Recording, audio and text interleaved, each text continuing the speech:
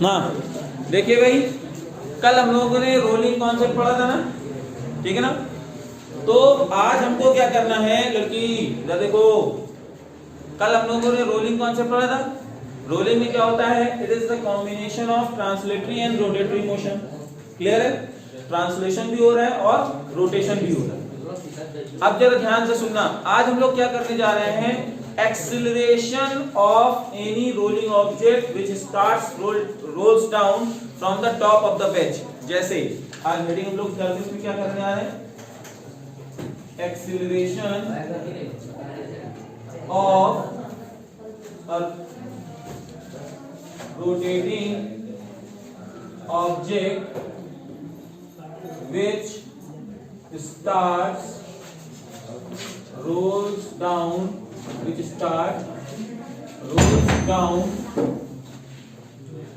in inclined plane। Question देखना, derivation क्या है, ये डेरिवेशन ये है, जैसे देखो भाई ये है ना, ध्यान से देखते जाओ सभी लोग, ये है, ये इंक्लाइन वेज है, ठीक, जिसमें एंगल बनाया थीटा। कितना एंगल बनाया, थीटा। और यहाँ पे मैं कोई एक रोटेटिंग ऑब्जेक्ट, मतलब समझते हो बात नहीं, या तो मैं यहाँ से एक डिस्क को छोड़ सकता हूं, जैसे डिस्क होती है ना, डिस्क को लिया, इस पॉइंट में छोड़ा, ये रोल करते हुए नीचे चली आई, है ना। या तो एक मैंने रिंग लिया, रिंग भी चलाया, स्पेयर लिया, सॉलिड स्पेयर लिया, तो इस तरह से हम लोग यहाँ पे सारी चीजें छोड़ेंगे तो वो रोलिंग करते हुए तो नीचे आएंगे। बोलो भाई, पीछे देखो इधर, acceleration of rotating object which starts rolls down in inclined plane. जैसे ये है तुम्हारे, ये है कोई रोटेटिंग ऑब्जेक्ट, ठीक है बेटा, हाँ ड्रॉ, ये कोई है रोटेटिंग ऑब्जेक्ट, ये है कोई रोटेटिंग ऑब्जेक्ट जो रोल्स करते हुए आ रही, रोल करते मतलब ऐसे रोटेशन करते हुए आ रही है नीचे, ठीक है। अब अगर ऐसे आ रही है तो जरा ध्यान से सुनना बेटा, होगा क्या कि जिसकी रेडियस कितनी है, जिसकी रेडियस है small R, sorry capital R ले सकते हो, सेंटर है ओ, ठीक, और एम मास का था, तो एम मास का है, तो इसमें सर एम मास का है तो mg तो नीचे लग रहा था, तो इधर फोर्स कितना लगेगा, mg sin थीटा, क्योंकि mg cos थीटा तो इधर लगता है ना, बोलो बेटा, बोलो ना, mg cos थीटा तो इधर लग गया, ठीक है। तो mg sin थीटा इसको क्या प्रोवाइड करेगा, ट्रांसलेटरी मोशन प्रोवाइड करेगा, क्योंकि फोर्स जो होता है वो ट्रांसलेटरी मोशन तो करवाता है, बोलो, फोर्स जो है वो ट्रांसलेटरी मोशन करवाता है।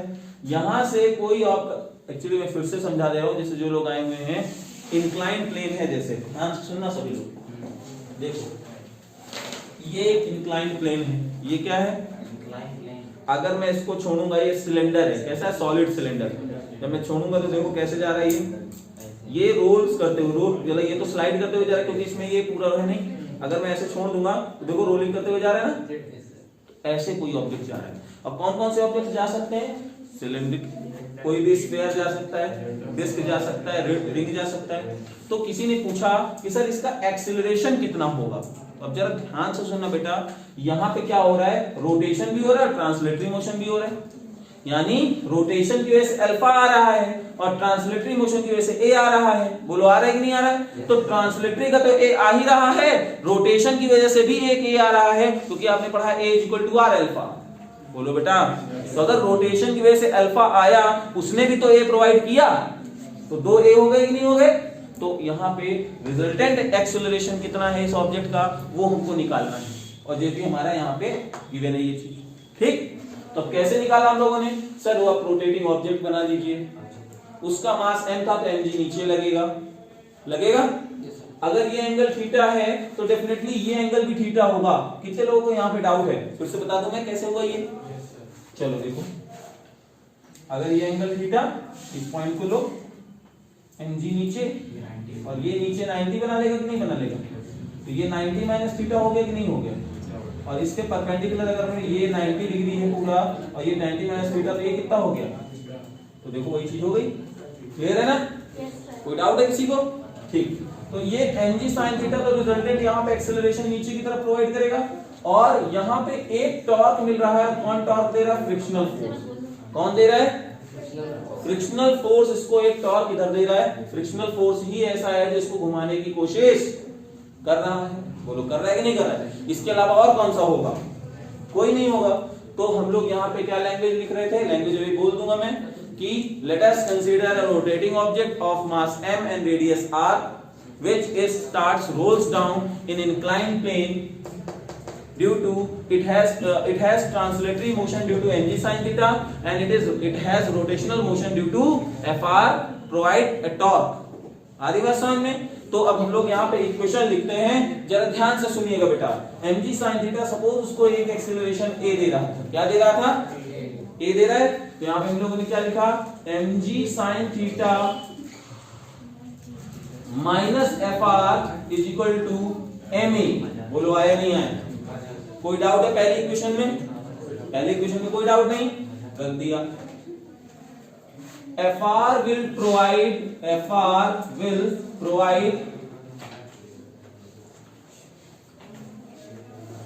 necessary torque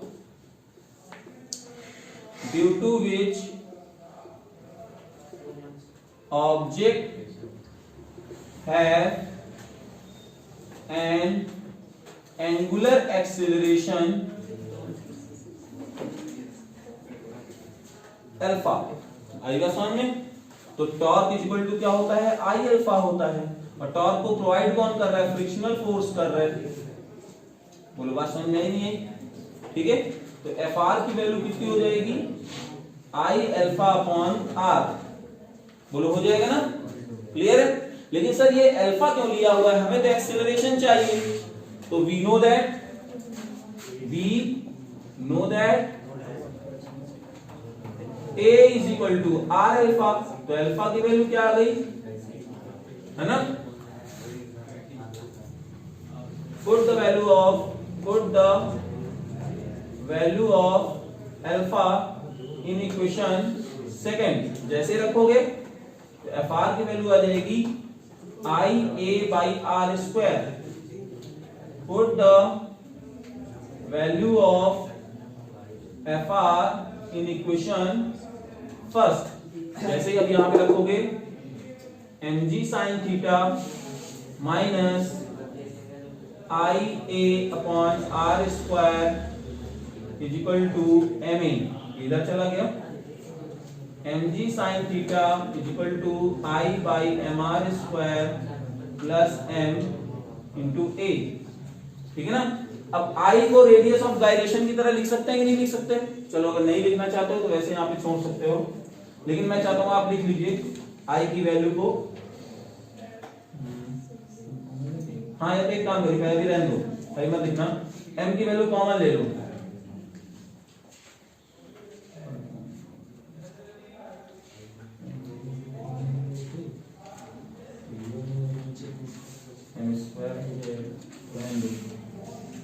I की जगह पे होता है ये रखो m k स्क्वायर। I की जगह पे m k स्क्वायर रख दिया। जैसे ही रखा mg sin theta is equal to m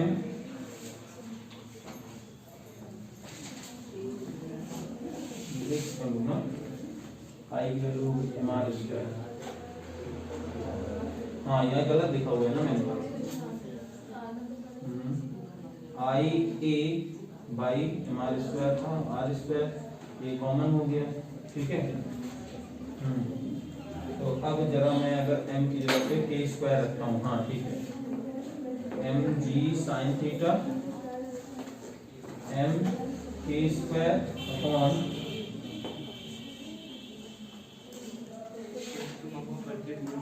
आई के टर्म में ही रखना चाहता हूँ। जाओ भाई ध्यान रहो, m कॉमन ले लिया, I by mr square plus 1 into A, M से कैंसिल आउट, ए की वैल्यू आ गई g sin theta 1 plus I by mr कहाँ पे आई अपॉन एम स्क्वायर कहाँ से हो गया, ध्यान सुनो, ये उधर गया। अब जब m कॉमन लोगे तो m ऊपर से तो निकल आया लेकिन नीचे नहीं था, तो नीचे m आ जाएगा कि नहीं आ जाएगा, हाँ नीचे आ जाएगा। बोलो डाउट है इसमें, कोई डाउट है? अब सुनिए भाई, बात बंद करो, ध्यान सुनो क्या होगा, फिर से देखिए लैंग्वेज अभी लिखा देता हूं उसमें। जब कोई ऑब्जेक्ट रोल्स डाउन करेगा, ठीक है ना, तो नीचे जब आएगा तो उसका एक्सेलरेशन कितना होगा ये निकालना है इसमें। तो बेटा ऑब्जेक्ट पे उसका एक्सेलरेशन डिफरेंट होगा। अब देखिए कैसे, सर अगर आपने यहाँ पे कोई ऑब्जेक्ट लिया जिसका मास था m, रेडियस है r, तो m मास है तो ये तो नीचे mg आएगा, mg sin थीटा है वो इसको इधर लाने की कोशिश कर रहा है, फ्रिक्शनल फोर्स है जो इधर लगेगा, ठीक है ना। अब अगर सुनिए फ्रिक्शनल फोर्स अगर नहीं होता तो बेटा ये रोलिंग करता ही नहीं, फ्रिक्शनल फोर्स अगर नहीं होता तो ये रोलिंग ही नहीं करता। एग्जांपल मैं आपको बताऊं, अगर आप एक छोटी सी कांच की गोली लेना और कांच की स्मूथ सरफेस लेना, ठीक है ना, तो वो क्या होगा, वो स्लाइड करने की कोशिश करेगा, वो रोल डाउन नहीं होगा, वो स्लाइड करने की कोशिश करेगा, क्योंकि वहां कैसी सरफेस है, वहां पे स्मूथ सरफेस, बस ठीक है ना। आगे बात समझ में, चलो देखो तो अब बात समझ में आ रही है। तो अब यहाँ पे लीनियर इक्वेशन को अगर हम देखें by translatory equation, by translatory equation क्या होगा सर, कौन जीत रहा है, mg sin थीटा जीत रहा है, तभी तो इसे एक्सेलरेशन होगा। तो mg sin theta minus fr is equal to ma हो गया। तो पहली इक्वेशन क्लियर है, नहीं कोई डाउट है इसमें, पहली इक्वेशन में कोई डाउट नहीं। टॉर्क जो है, क्योंकि रोटेशन किस पॉइंट के अलोंग हो रहा है, रोटेशन इस पॉइंट के अलोंग हो नहीं रहा भाई, ये अगर घूम रहा है तो ये इस ओ पॉइंट के अलोंग घूम रहा है ना, बोलिए भाई रोटेशन किस पॉइंट के अलोंग हो रहा है, ओ पॉइंट के अलोंग। तो ओ से इस fr की परपेंडिकुलर डिस्टेंस r गिवन है, तो fr कितना टॉर्क देगा, fr into r जो टॉर्क देगा, और टॉर्क इक्वल टू क्या होता है, I अल्फा होता है, क्या होता है। तो यहां से क्या हुआ, आपने fr की वैल्यू ले लिया, और a is equal to r alpha होता है, आपने सर्कुलर मोशन में पढ़ा हुआ है, तो अल्फा की वैल्यू a बाई r होगी। तो इस अल्फा की वैल्यू यहां पे पुट करके आपने fr की वैल्यू निकाल ली, इस fr को आपने इक्वेशन फर्स्ट में रख दिया और m को कॉमन लेकर के कैंसिल कर दिया, ये आ गया। आइएगा समझ में, किसी को डेरिवेशन ये पूरा फिर से यहां तक तो आ गया होगा ना, अल्फा की वैल्यू यहां रखा तो fr की वैल्यू निकल आई, बस इस fr की वैल्यू को यहां पुट किया, देखो fr की जगह रख दिया, इसको उधर लेके चले गए, प्लस में हो गया, और होने के बाद हमने क्या किया, m को कॉमन ले लिया, तो जहां m है वो तो 1 बन जाएगा, लेकिन जहां नहीं है उसको कर्जा लेके m देना पड़ेगा, नीचे से उसने कर्जा लिया तो नीचे m आ गया, m से कैंसिल किया गया। आया समझ में। फिगर पहले लैंग्वेज लिख लो फिर फिगर बना, लैंग्वेज लिखिए, हेडिंग डालो और लैंग्वेज लिखते हैं। हाँ आई जो है, हाँ वो डिपेंड करेगा ऑब्जेक्ट कौन सा है, अगर रिंग है तो mr स्क्वायर, डिस्क है हाफ mr स्क्वायर, इस तरह से आएगा। बॉल है तो हॉलो स्फीयर होगा, अब हॉलो है सॉलिड, ये डिपेंड करेगा आप कौन सी बॉल ले रहे हैं। अरे क्यों, कैनवस की बॉल हॉलो होती है, हाँ टेनिस की बॉल ले लीजिए, सॉलिड लेंगे तो सॉलिड के लिए 2/5 mr स्क्वायर। चलिए लिखिए, let us consider a rotating object, let us consider a rotating object of mass m and radius capital R, of mass m and radius capital R, which rolls down from the top of the wedge, rolls down from the top of the inclined plane, ठीक है।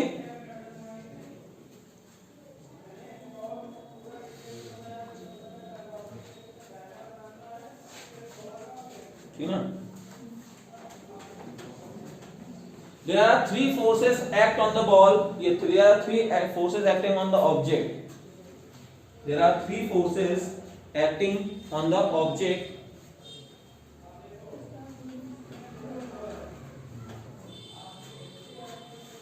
there are three forces acting on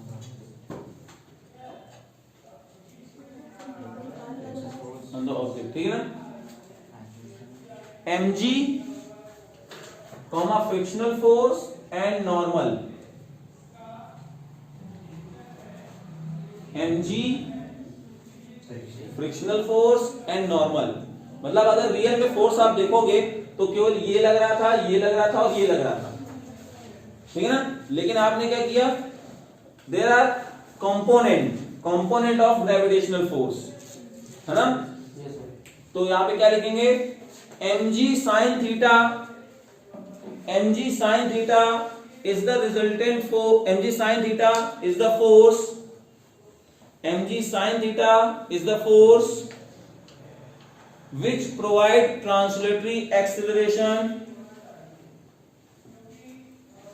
which provides translatory acceleration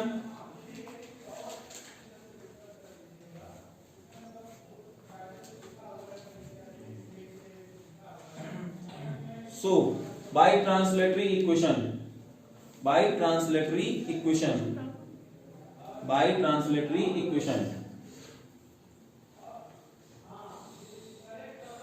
ठीक है ना?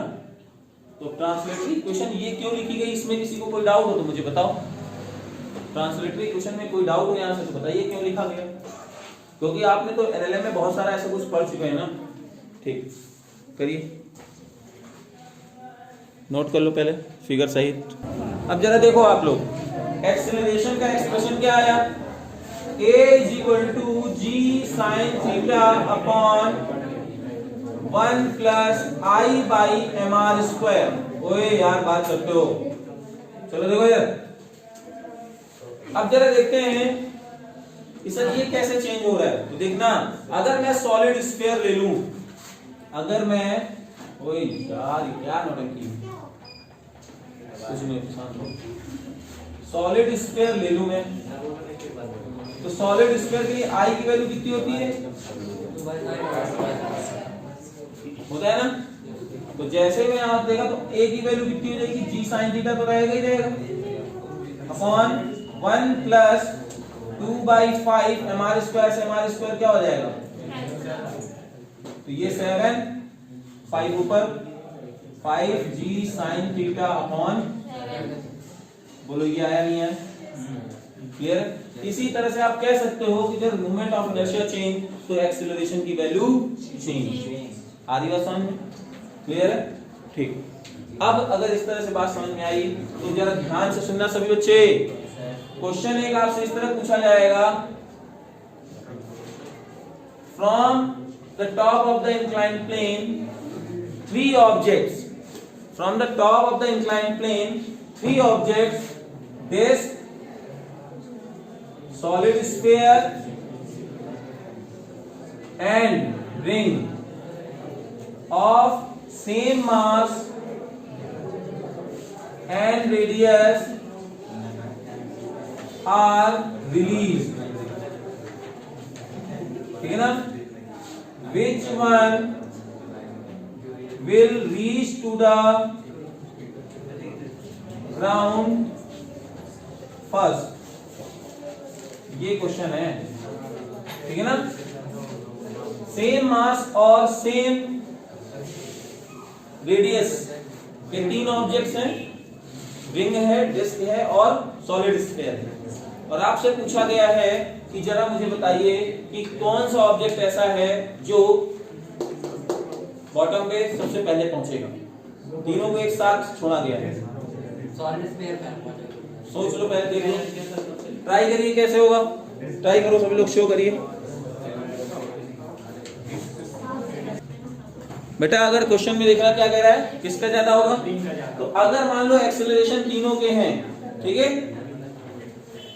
Initial speed क्या हो जाती, बोलो बेटा, initial speed 0, covered distance l, time लगा पता नहीं, एक्सेलरेशन a, ठीक है? तो कौन सी इक्वेशन यूज करते, s is equal to ut plus initial speed तो 0, तो ये तो हो जाता, तो 2l upon a equal to t square, तो t की वैल्यू आ गई under root 2l upon a। Confirm है? यानी जिसका एक्सेलरेशन सबसे ज्यादा होगा उसके लिए टाइम की वैल्यू कम होगी, वो जल्दी पहुंचेगा। तो अब किसका एक्सेलरेशन ज्यादा होगा ये कैसे पता करेंगे सर? जिसका मोमेंट ऑफ इनर्शिया ज्यादा उसके लिए ये वाली वैल्यू ज्यादा, तो उसके लिए a की वैल्यू कम, तो टाइम की वैल्यू, फिर से सुनो मेरी बात, i की वैल्यू ज्यादा तो डिनोमिनेटर की वैल्यू ज्यादा, कंफर्म। और अगर डिनोमिनेटर ज्यादा तो ये वैल्यू कम, तो ये वैल्यू कम, तो टाइम की वैल्यू, यानी हम क्या कह सकते हैं सर? जिसका मोमेंट ऑफ इनर्शिया ज्यादा होगा उसके लिए टाइम की वैल्यू भी ज्यादा होगी, ज्यादा होगी लल्ला। आप देखो ना यहां से, देखिए सर, देखिए यहाँ पे, इसको देखो, इसका आई ज्यादा तो ये वैल्यू ज्यादा, तो ए की वैल्यू कम, ए की वैल्यू कम तो टी की वैल्यू ज्यादा ना। और अगर आई कम हुआ तो ए की वैल्यू ज्यादा तो टाइम की वैल्यू कम। इस चीज को देख लो। तो अब जरा बताओ कौन कौन से हैं? Ring, base and solid sphere, है ना? तो रिंग के लिए mr स्क्वायर और डिस्क के लिए हाफ mr स्क्वायर और इसके लिए 2/5 mr स्क्वायर। सर सही बात तो ये है कि जो I है वो रिंग का सबसे ज्यादा है, बोलो यार, है कि नहीं है? 1 में वैल्यू आ रही है, ये 0.5 में आ रही है, ये तो 0.5 से भी कम आ रही है, यानी I रिंग ज्यादा, फिर I डिस्क, फिर I स्फीयर। क्लियर है? तो एक्सीलरेशन की वैल्यू रिंग की सबसे कम होगी, फिर डिस्क की होगी और फिर सॉलिड स्फीयर की होगी। तो देखो जिसका एक्सीलरेशन ज्यादा उसके लिए टाइम की वैल्यू, यानी टाइम जो सबसे कम लगेगा वो किसमें लगेगा, और सबसे ज्यादा किसमें टाइम लगेगा? रिंग में। और सबसे कम टाइम किसमें लगेगा? यानी कौन पहले पहुंचेगा? कितने लोग समझ में नहीं आया फिर से बताओ? कोई है इसको समझ में ना आया फिर से बताना हो, बोलो इन लोग। सो रहा है, आया कि नहीं आया? आ गया? नोट करो जल्दी से, ये करो जल्दी से। अब बेटा नेक्स्ट इसमें आया एक क्वेश्चन, तो इस तरह से हो सकता है। अब एक क्वेश्चन ऐसे हो सकता है कि जैसे देखो अभी मैंने जो लिया था ना, क्या बोलते हैं, ये बुक ली थी, इसमें कवर चढ़ा हुआ है, प्लास्टिक है, ये स्मूथ था, फ्रिक्शनल फोर्स तो दे रहा है लेकिन इतना ज्यादा नहीं दे रहा था जितना इसको देना, मतलब कि करना चाहिए था। तो मैंने छोटा वाला जो था वो पेन, उसको जब फेंका था तो वो ऐसे स्लिप कर गया था, वो रोटेट। लेकिन जब मैंने इसको किया तो ये देखो रोटेट करते हुए जा रहा है। फर्क समझ रहे हो? नहीं समझे मेरी बात? हाँ, ध्यान सुनना। जब मैंने छोटा वाला पेन लिया था, पतला वाला, तो वो ऐसे स्लिप कर गया था, ऐसे स्लिप कर गया था। लेकिन जब मैं इसको छोड़ता हूं तो देखो ये रोटेट करता हुआ जाता है। और इसी तरह होता क्या है, जब कई बार हम डिस्क लेते हैं या फिर स्फीयर लेते हैं और रिंग लेते हैं, तो कुछ तो रोटेट करते हुए जाते हैं और कुछ स्लिप करते हुए चले जाते हैं। तो ऐसा क्यों हुआ? क्योंकि जितना मिनिमम उनको कोफिशिएंट ऑफ फ्रिक्शन चाहिए, जितना फ्रिक्शनल फोर्स चाहिए, अगर वो नहीं मिला तो क्या होते जाएंगे? स्लिप करते हुए जाएंगे, है ना? तो आपको चाहिए कि नहीं सर ऐसी म्यू की वैल्यू बता दीजिए सभी के लिए, तो हमें पता चल जाए। तो हमने कहा कैसे करेंगे, तो देखो ध्यान से, हम लोगों ने एक इक्वेशन निकाली थी ना, mg sin theta minus fr equal to ma, बोलो किया था ना? और ये तो हम लोग लिख सकते हैं mg sin theta minus ma equal to fr। बोलो कोई डाउट है? नहीं ना? ये इसको हम लोग फर्स्ट इक्वेशन अभी लिख देते हैं। अच्छा जरा सोचो बेटा, सपोज किसके लिए ले लें? फॉर सॉलिड स्फीयर ले लेते हैं। फॉर सॉलिड स्फीयर ए की वैल्यू अभी हम लोगों ने क्या देखा? g sin theta upon 1 plus i by mr square. बात समझ आ रही? सॉलिड स्फीयर की वैल्यू i की वैल्यू क्या होगी? 2/5 mr स्क्वायर होगी। तो मैं आगे अगर 2/5 mr रखता हूं तो a की वैल्यू अभी हमारी कितनी आ जाएगी? 5g sin theta upon 7। बोलो आया था कि नहीं आया था? अभी आया था ना? ए की वैल्यू आई की वैल्यू जैसे ही 2/5 एमआर स्क्वायर रखोगे, एमआर स्क्वायर से एमआर स्क्वायर कैंसिल, 2/5 आएगा, तो ए की वैल्यू इतनी आ गई। इसमें किसी को कोई डाउट तो बताओ। Put the value of a in equation first, put the value of a in equation first. जैसे ही रखा mg sin theta minus 5mg sin theta by 7 is equal to FR। बोलो आया नहीं है? तो ये कितना हो जाएगा 2mg sin theta by 7 is equal to A। Any doubt? Sorry FR। बोलो ये आया। फ्रिक्शनल फोर्स की तो वैल्यू आ गई, फ्रिक्शनल फोर्स की वैल्यू आ गई कि नहीं आ गई? ये तो मिनिमम फ्रिक्शनल फोर्स है, इसको चाहिए। अब अगर मान लो ये फ्रिक्शनल फोर्स इसको नहीं मतलब है, हमें तो क्या चाहिए, हमें कोफिशिएंट ऑफ फ्रिक्शन चाहिए। क्या चाहिए बेटा? तो कोफिशिएंट ऑफ फ्रिक्शन क्या होता है? Fr is equal to mu into n होता है ना। और इसके लिए mg इधर था तो mg cos थीटा इधर होगा ना, और नॉर्मल तो n की वैल्यू कितनी है यहाँ पे? बोलो बेटा।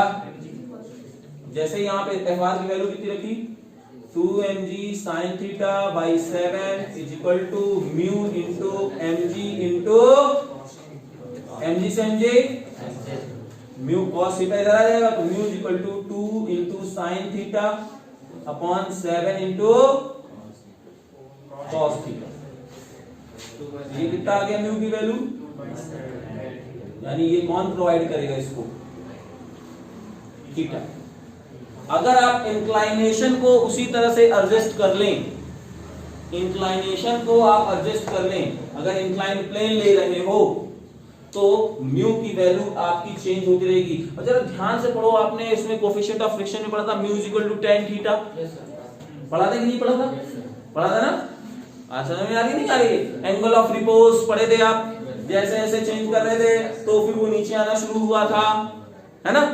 तो वैसे ही अगर आप थीटा चेंज करते जाओगे तो म्यू की वैल्यू क्या होती जाएगी?